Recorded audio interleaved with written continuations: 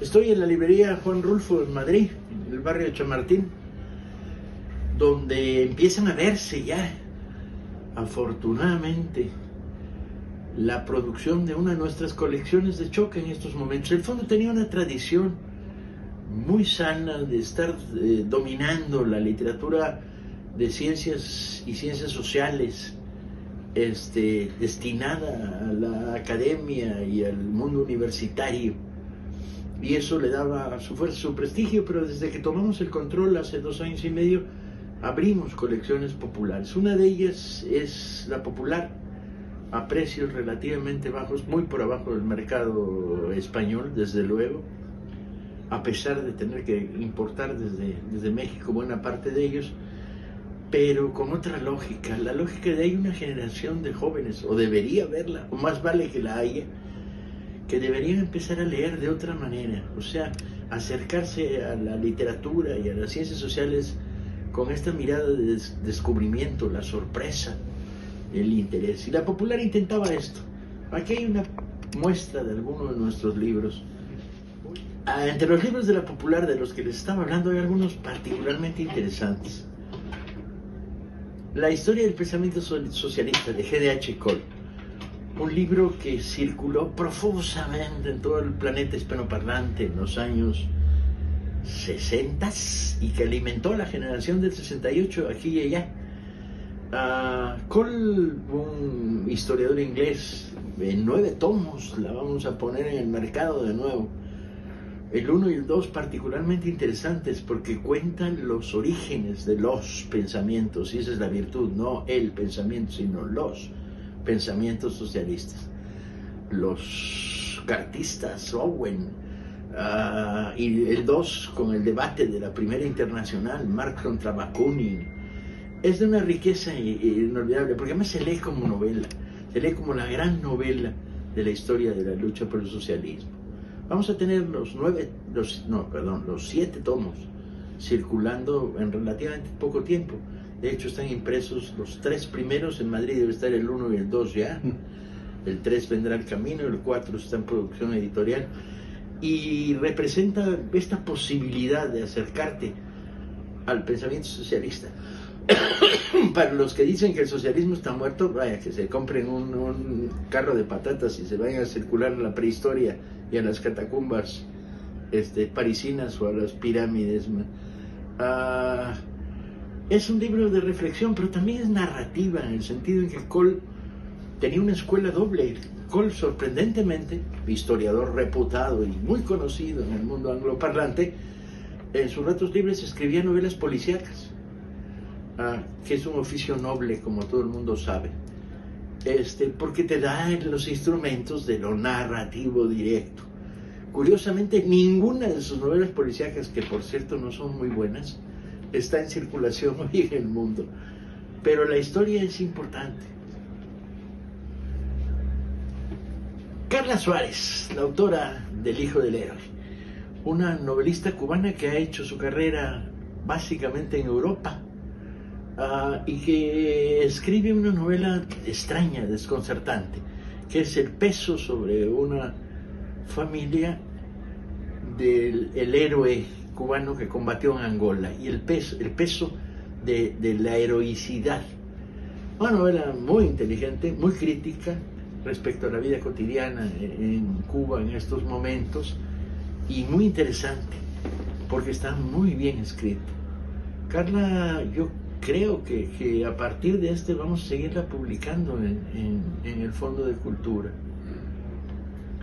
Luego tenemos por aquí El Pequeño Ejército Loco, la historia del sandinismo original, no el de ahora, que es bastante chafa, perdón, la palabra chafa para el lector español no tiene contenido, bastante triste, digamos, donde cuenta Setzer, un gran documentalista argentino que vivió el exilio en México, cuenta el original sandinismo. El Ejército Loco es el ejército de Augusto César Sandino en la revolución original nicaragüense contra los norteamericanos. Libro muy documentado y extraordinariamente ameno. Por aquí anda El samurái de la Graflex, una historia loca, de un periodista mexicano muy inteligente que registra un personaje fuera de lo común, que es un japonés que emigra a México por razones de hambre y entra por el sur de México, por Oaxaca, se va caminando 1000 kilómetros hasta la frontera y se vuelve amigo de Pancho Villa. Y además no solo amigo, sino se vuelve su fotógrafo y además, como era hombre de fuertes pulmones, su buceador. Y se dedica a rescatar los restos perdidos de uno de los combatientes, de los generales de Pancho Villa, que muere en una laguna ahogado en un accidente, y él es el que bucea. Y luego se vuelve el fotógrafo de la División del Norte. Y luego hace carrera de fotógrafo en Tijuana, en el extremo superior. Y se hace llamar a sí mismo el samurái de la Graflex. Una novela muy interesante, narrada en términos de testimonio. Acá tenemos Caimán, de Diego Meixeiras. Para mi gusto, Meixeiras es lo mejor de la novela policíaca nueva española. Quizá de los autores más inteligentes, más insospechados. Ganador del premio de la dirección de la Semana Negra con una de sus primeras novelas. Esta nueva está circulando en toda América Latina y en España en edición del Fondo. Si les gustan las novelas policíacas atípicas, absolutamente atípicas, si esperan de la novela policíaca no el recurso simplón de qué pasó, quién lo hizo, dónde lo hizo, sino además una reflexión sobre la sociedad en la que estamos viviendo, a Meixeiras es el autor.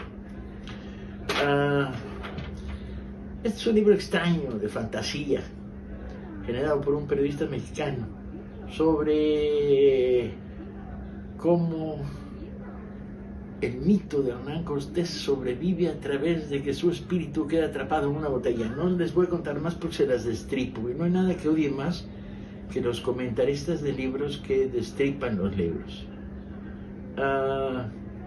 Espectáculo para avestruces es una novela de Manuel Canellada, otro autor poco fácil de catalogar, de origen español. Sin embargo, su carrera literaria la ha hecho en México y la ha hecho en la zona del narco. Sus novelas son las novelas más rudas, más terribles que se han producido en estos momentos. Espectáculo para avestruces es una novela policíaca, negra, desconcertante, muy bien escrita, sobre un capo de la mafia en una ciudad desconocida del norte de México, y sobre los atractivos enormes de la corrupción, el abuso del poder, la vocación de ser Dios que un capo de la mafia ejerce sobre una población entera.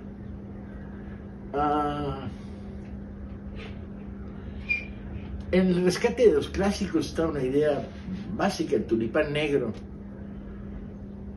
de Dumas, que es, te los obligan a leer y los lees por obligación, y luego te los pierdes, pues son muy divertidos. Los Tres Mosqueteros sigue siendo muy divertido, y el tulipán negro, que cuenta una conspiración en la época del conflicto entre Holanda, los Países Bajos y las monarquías europeas. El tulipán es una novela de aventuras en el mejor sentido de la palabra. Yo la estimaría profundamente. Este es un libro que me interesa particularmente. Me conmovió cuando lo leí por primera vez, y hablando con Fernando Marías nos dimos cuenta de que el libro estaba fuera de la realidad.